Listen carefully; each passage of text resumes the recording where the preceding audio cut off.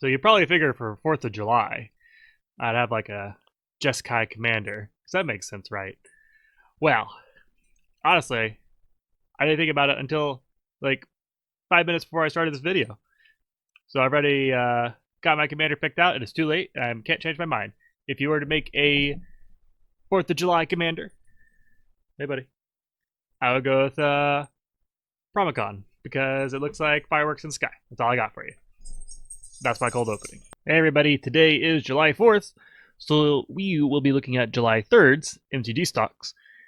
As we can kind of see here, there are some price increases. A few of them are over 100%. We won't be going over these because I don't really care for them. But the Basri's Aegis, Chandra's Firemaw, Liliana's Scorn, and Garruk's Warsteed are all basically tutor planeswalkers, which you can only get through like the planeswalker decks, and it's probably some weird price increase because there's only like probably one in each deck, and something weird, and we don't care about them really. So I'm going to skip all those, and we're going to be looking at Ezuri's Perdition today. This seems a little bit more interesting, and it's more EDH related, so I think that's a pretty good one for us. So, Ezuri's Perdition went from 470 to 1384, so fairly big price increase.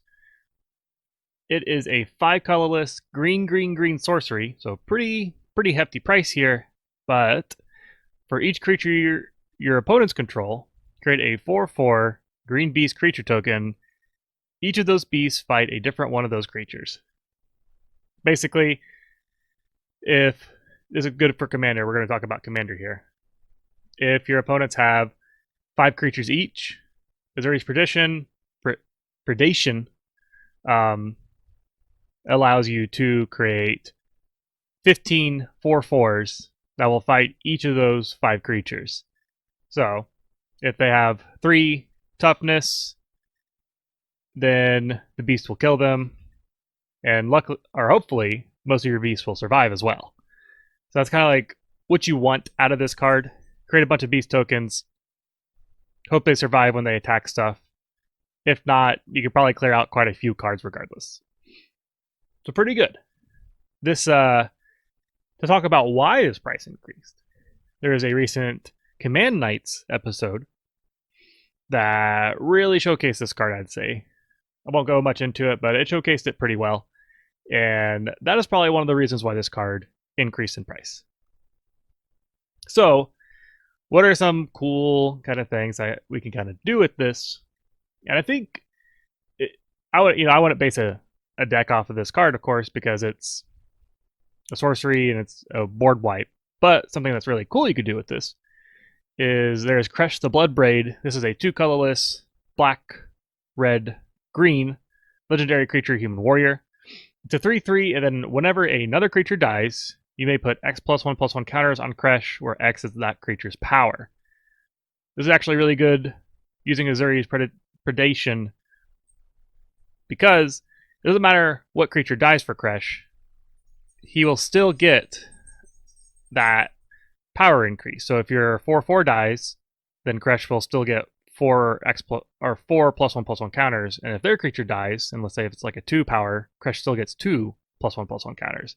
So it's pretty much a win-win for you in either way. So I think like Kresh can really utilize this, and I think that's probably the thing you want to use for Ezuri's Predation, is you want to make sure that, Ezuri's Predation is probably good in a lot of decks, but being able to really maximize the idea of either fighting or dying off or creating tokens or something, I think really makes that shine.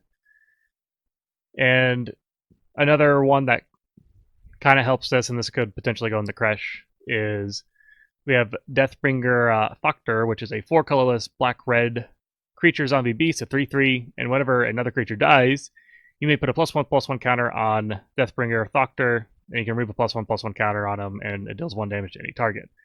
So when you look at it like that, it's like, okay, if your opponents have 15 creatures, Deathbringer Thokter is going to get 15 +1/+1 counters or more. Unless there's very few situations that it wouldn't happen, but you're going to get at least 15 +1/+1 counters more than likely. Maybe more. Probably not less. And then you can just sling off 15 damage from him. So I think like both of these things is really good. Being able to use their death triggers or things dying off of Ezuri's predation, good stuff. So let's go ahead and go off that card, and we're going to go ahead and go into our Commander of the Night. So our Commander of the Night is Zerzoth Chaos Rider. So this is a 2 colorless red legendary creature devil.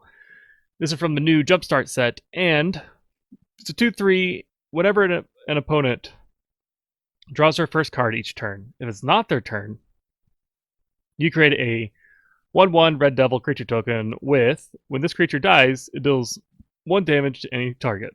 Okay, to make that a little bit easier, if it's your turn and all your opponents draw a card, you make 3 1/1 devils. If it's your opponent's turn, or one of your opponent's turn, assuming there's 4 people at the table here, including yourself, so that means you'd have 3 opponents, and you make everybody draw a card on one of your opponent's turns, then you're going to make 2 1/1 devils. That's kind of, hopefully that helps out. And then its other ability is, whenever 1 or more devils you control attack 1 or more players, you and those players each draw a card, then discard a card at random. Alright. There are a lot of interesting things on this. You could definitely try to do a devil tribal. I think it's going to be hard. I think there's about 32 devils in mono red. I'm assuming devils really only, they might be in black as well, but in mono red there's only like 32 devils. Going to be hard to pull that off. But I think what you could probably really do with this is focus on the idea of making people draw cards, or you can make like a combination of devil tribal plus drawing cards of some sort. And making people discard cards at random could be really bad for them. Yeah, as they have some big answer in their hand, they're waiting to wipe the board, get Zerzoth, attack with the devil. Well, that's not good for them. They may have just discarded that card, or maybe they discard a land or something. So discarding a card at random is kind of rough because you have to do it as well. But you could probably base your deck around that as well. But the card I want to talk about here, so if you want to go for more of a devil tribal deck, like I said, I think it's going to be hard. So I think having like an attack deck of some sort might be a little bit more beneficial. And how you could do that is, this one is a devil, so I want to talk about this. This one is called Hell Rider. It's a 2 colorless red creature devil, has haste. It's a 3/3, and whenever a creature you control attacks, Hell Rider deals 1 damage to that player or planeswalker it's attacking. Alright, this is good because first off, it's a devil. It makes your Zerzoth trigger, so you'll still get the devil attacking trigger, so that's nice. It has haste, so it's even better, because if you put them out right after you cast Zerzoth in your next turn, then hey, look, now you're getting your Zerzoth trigger possibly twice, and you're making 2 devils based on his first ability, and blah blah blah. And then Hell Rider, when you attack, you deal 1 damage to defending player, so now you're getting like a little bit of damage here and there. And I think with Zerzoth, you're going to want to do a lot of like pinging and stuff like that, making people draw cards, pinging them out, blah blah blah. So I think Hell Rider helps kind of that idea of maybe focus less on devils, but more on getting good benefits when attacking, or good benefits when drawing or discarding or something like that. And so that's kind of like, if you were to go devil tribal, I'd probably recommend putting this card in definitely. And if you're gonna go devil tribal, you're gonna probably have to put in like 30, or you probably have to put in like, oh, not 30. You probably put in like 20 to 25 of the devil cards and probably be okay. Like, it's like enough devil tribal to get some devils out there. You'll probably want to put in some shapeshifters too. So, but I think Hell Rider can go into a pure devil tribal or a non-pure devil tribal Zerzoth deck. The other thing I want to talk about is drawing some cards. So it's going to be our synergy card number 2, sort of. The obvious one, and I'm not going to go over this too much, is it's Temple Bell. It's a 3 colorless artifact. Tap, each player draws a card. Pretty good. Play it on your turn, you make 3 1/1 devils. Play it on somebody else's turn, you make 2 1/1 devils. You could do it every turn. It's not as hard to get rid of as an enchantment, but it's still not a creature, so it's a little bit easier. But still harder to get rid of than a creature. the one I want to talk about actually, I just wanted to mention Temple Bell because it is very popular. But the one I think that's pretty interesting is called Howling Golem. It's a 3 colorless artifact creature golem. It's a 2/3. Whenever it attacks or blocks, each player draws a card. So what's cool about this one is that you go to attack with Howling Golem, and then everybody draws a card. It'll probably die, depending on what you're attacking. And then it's like, okay, well, I'm still making 3/1/1 doubles. It's only once if it dies, but on the assumption that it does not die, it's doing pretty good. You could do this once, twice, 3 times, whatever. But the other really cool thing is that it says when it blocks as well. So if you can get your Howling Golem, if you could potentially, you can like politicize this somehow, be like, hey, attack me, and my Howling Golem will block, and then you'll get to draw a card. So I mean, you know, that's probably one thing to do, is like you're making a bunch of people draw cards, but then you're also you'd be making 2 devils at that point, if there's, assuming there's 4 players at the table. But yeah, so I mean, like, I think if you can get people to keep attacking you for more cards, I mean, that's pretty dangerous. I mean, are people willing to let you make 2/1/1s to have everybody draw a card? Maybe. I don't know. I'd probably do it. Unless they had like 21/1s on the field already. Then I'd probably be like, eh. But if they had 21/1s on the field already, it's probably your fault anyway. So, but I think Howling Golem could be like a cool idea for this deck, because it has the capability of letting you make a whole bunch of 1/1 creatures. So that's cool stuff.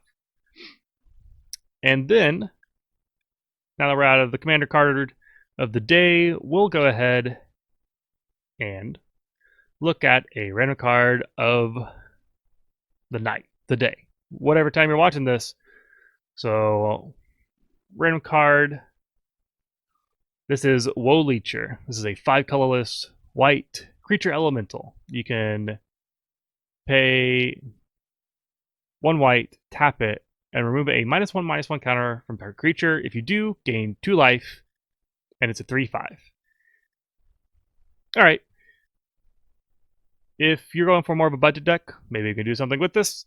I would say this is probably going to be for your persist decks. And one really cool card for these persist decks, if you don't know what persist is, we should go into that. Cauldron of Souls is a 5 colorless artifact. You can tap it, choose any number of target creatures, and each of those creatures gain persist until end of turn. So first off, what persist does. When a creature dies, if it had no -1/-1 counters on it, return it to the battlefield under its owner's control with a -1/-1 counter on it. Alright, so you're able to bring back creatures pretty good. And you can do this once every round, since it's a tap ability, or if you somehow infinite it and can untap it or something multiple times, you can do it that way. Whatever. So with Woe Leecher, you can, Cauldron of Souls. You can then, if there's a board wipe or whatever, everything comes back. And then with Woe Leecher, you can remove that -1/-1 counter from a more pivotal creature, like something that's really good for you. And that way, you can keep using Cauldron of Souls, or you can use Cauldron of Souls on that creature at least 1 more time. So, and with other persist cards, that allows you to do that as well. So it's just an example of a persist card. And yeah, I will say Woe Leecher's artwork is pretty interesting.